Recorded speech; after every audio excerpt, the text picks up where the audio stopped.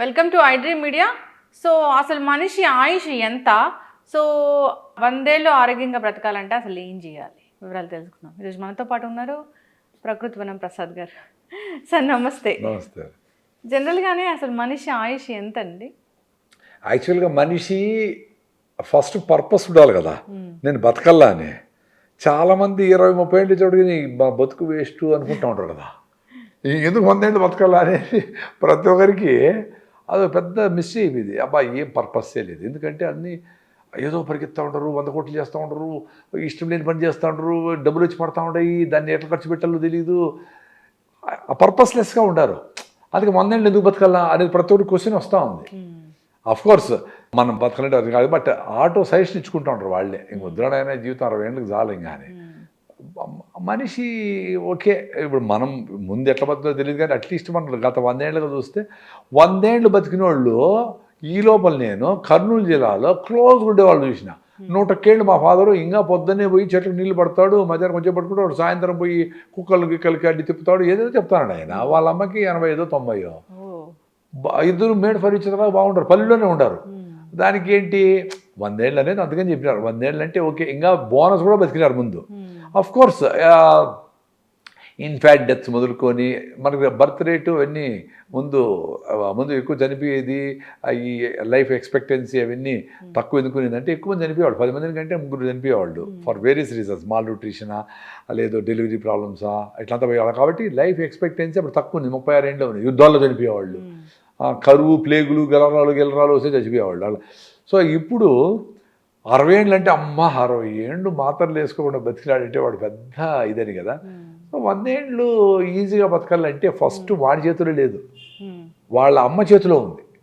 అదేంటి, వాళ్ళమ్మ ఆరోగ్యంగా ఉండి, వాళ్ళమ్మ హెల్తీగా ఉండి, న్యాచురల్ ఫుడ్ తిని, న్యాచురల్ హిమోగ్లోబిన్, న్యాచురల్ హెల్తీగా ఉండి బిడ్డని పెట్టి మంచిగా పాలు ఇచ్చి పెంచి నార్మల్ డెలివరీ చేస్తే వాడికి ఫస్ట్ ఛాన్స్ ఉంది 100 ఏళ్ళు బతికేదానికి.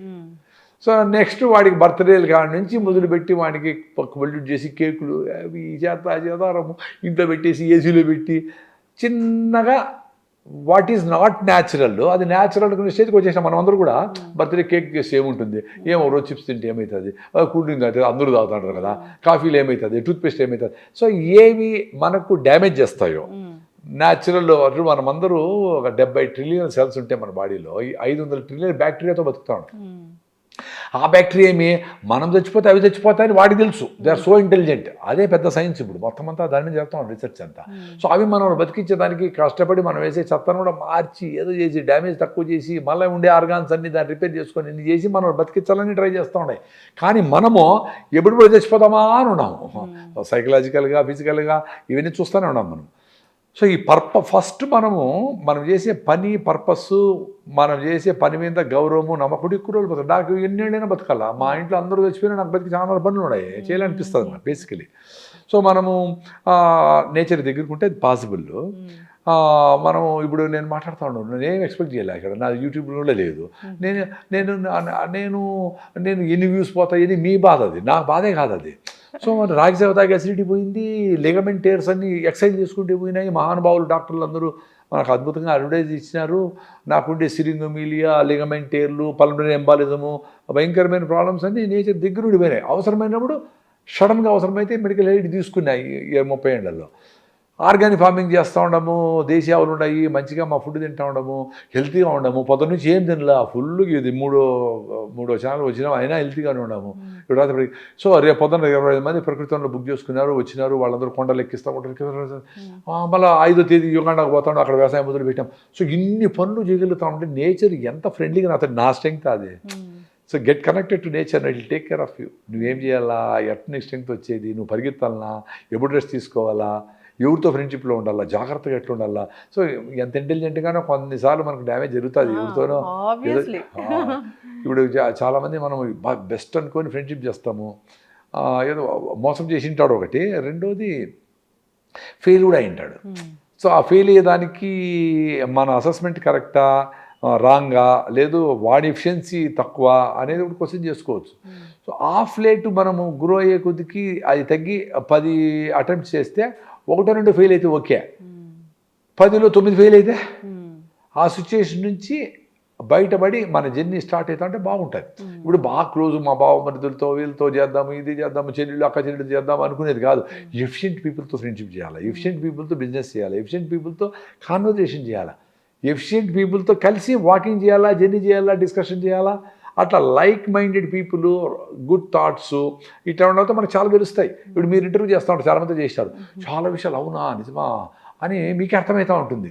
ప్రాబబ్లీ 100 తీసుకుంటే 1-2 చేసి చూస్తారు. ఆ చేసిన డెఫినెట్ రిజల్ట్స్ వస్తుంది, ఆ ఎక్స్పీరియన్స్ పొందుతారు. ఎప్పుడైతే మీరు ఎక్స్పీరియన్స్ పొందినారో దాన్ని వదిలిపెట్టే ఎవరు. ఇప్పుడు రాగిజావతో అసిడిటీ పోతే వారం రోజుల తర్వాత వాడు ఎందుకు రాగిజావ వదిలిపెడతాడు? మందులు వాడేది వదిలిపెట్టేలా అని వాడతారు.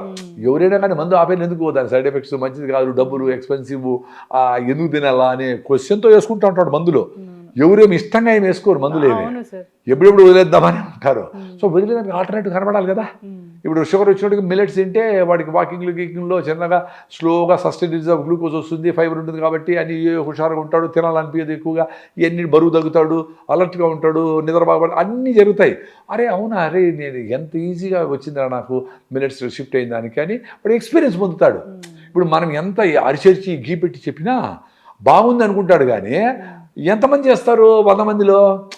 తెలివైనోడు ఏంటి, వినడము, అర్థం చేసుకోవడము, ఆచరించడం ఒకటేసారి జరుగుతాయి.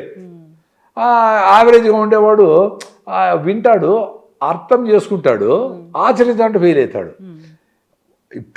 టూ ఇంటెలిజెంట్ అటు ఏదో సినిమాలో అటు టూ ఇంటెలిజెంట్ ఏమంటాడు, ఇవన్నీ ఆడైతాయిలే, ఇన్ని మందులు పనిచేయింది, ఇంత ఆపరేషన్లు పనిచేయింది, రాగిజావతో పోతుందా, కాల్షియంతో పోతుందా, ఎండలో పోతే డిగ్రీ వస్తుందా అనుకుంటాడు.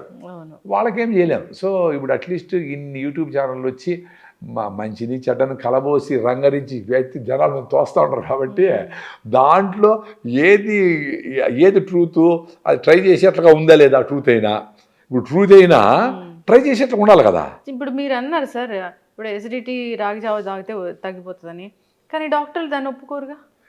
అందుకే చెప్తాను, డాక్టర్లకు ఎక్స్పీరియన్స్ లేదు కదా. ఇప్పుడు మీకు ఎక్స్పీరియన్స్ ఉందనుకోండి, డాక్టర్ ఎక్స్పీరియన్స్ మనకెందుకు? ఇప్పుడు రాగిజావ కొత్తదేం కాదు. కర్ణాటక స్టేట్ మొత్తం 5-6 కోట్ల మంది రాగి ముద్ద, రాగిజావ, రాగి పూనగాలు అన్ని రాగిలే తింటా ఉంటారు. అదేమి it is a proven product.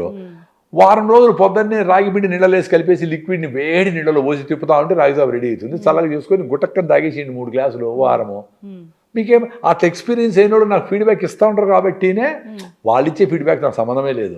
నాకు 30 అసిడిటీ పోయింది కదా, నాకు లోపల మ్యూకస్ మెంబ్రెయిన్ డ్యామేజ్ అయ్యి 3+ ఎరోషన్స్ అని నాకు రిపోర్ట్ ఉంది, రికార్డు ఉంది నా దగ్గర.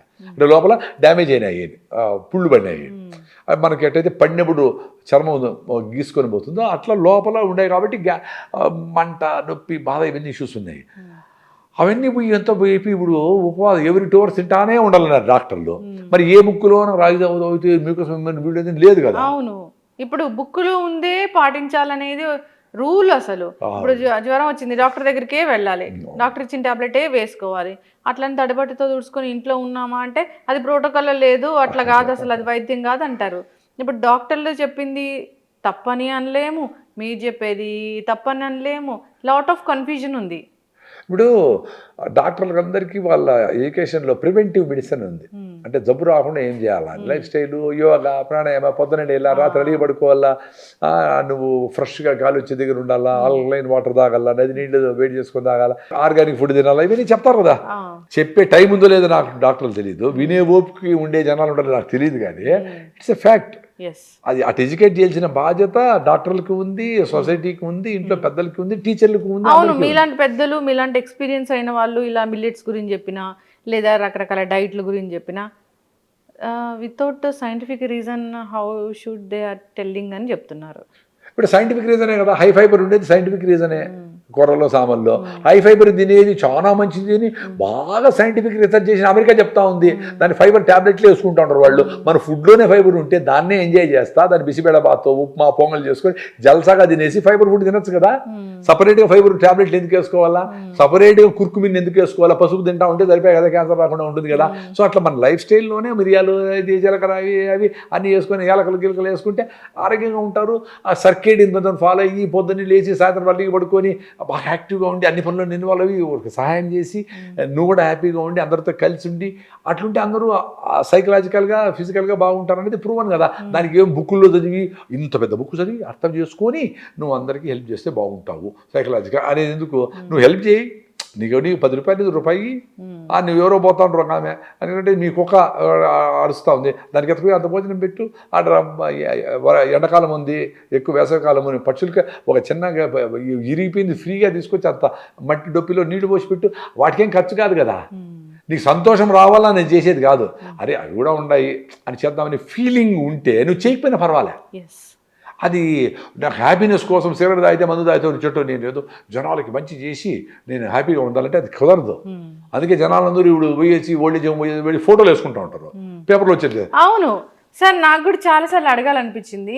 ఇప్పుడు ఏదో చిన్న దానం చేస్తారు, దానం తీసుకునే వాళ్ళు నిజంగా ఎంత బాధలో ఉండో తీసుకుంటారు, వాళ్ళ పరిస్థితి బాగాలేక దానం తీసుకుంటారు.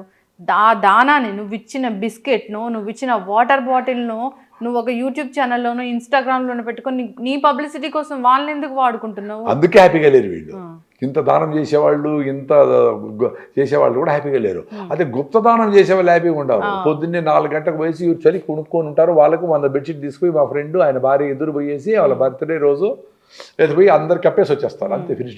నాకు సో హ్యాపీ. చాలా మంది చేసేవాళ్ళు ఫ్యాన్లకి అంతా వాళ్ళ తాత పేరు అవ్వ పేరు అన్నీ రాసి కరెంట్ పోతే అందరూ చూసి చదివితే బాగుండు అనుకునేంత మీన్ ఉండేటప్పుడు వాళ్ళకి ఎట్లా హ్యాపీగా ఉంటారు. అందుకే ఇన్ని పనులు చేసినా ఇన్ని పుణ్యకారాలు చేసేట్టు వాళ్ళు అనుకున్నా హ్యాపీగా లేరు, హ్యాపీనెస్ అట్లా రాదు, అంతే ఎక్స్పెక్టింగ్ సంథింగ్. సో అది ఏదైనా కానీ లైఫ్ అనేది సింపుల్గా ఉండాలి, నేచర్తో ఉండాలి, నేచర్తోని కనెక్ట్ అయ్యి మనం జీవిస్తే కనుక ఏ బాధరాబందీ లేకుండా 100 ఏళ్ళు హాయిగా బ్రతకొచ్చు. 100 ఏళ్ళు బతకొచ్చు, 100 ఏళ్ళు కూడా బతకొచ్చు. బట్ అదే బేసికలీ మనం చిన్నప్పుడు ఎంత అబ్యూజ్ చేసినామో మందులతో వీటితో వాటితో అనేది చాలా ఇంపార్టెంట్ కదా. ఇప్పుడు మొక్కప్పుడే చాలా డ్యామేజ్ అయిపోతే ఎక్కువ డ్యామేజ్ అవుతుంది. చిన్నప్పుడు పెంచేది మనం మంచిగా ఫుడ్ పెట్టి బాగా నేచర్ దగ్గరుండి బాగా స్పోర్ట్స్ ఆడిపించి ఫిట్గా ఉండేవాళ్ళు. ఇప్పుడు ఫిన్లాండ్ యూరోప్లో అంతా చాలా 80-90 జపాన్లో అంతా 90 చాలామంది ఉంటారు కదా, వాళ్ళు అబ్యూజ్ చేయరు. వాళ్ళు నేచర్ అంటే నేచర్ను ప్రొటెక్ట్ చేయరు, ప్లాస్టిక్లు వాడరు, ఏ భూమి నాశనం చేయడు చేయరు, ఇట్లాంటివన్నీ వాళ్ళు జాగ్రత్తలు తీసుకుంటూ ఉంటారు. కాబట్టి నేచర్ తనలో కలుపుకొని ఓకే నువ్వు కూడా నాలో భాగం రా అని చెప్తా ఉంది.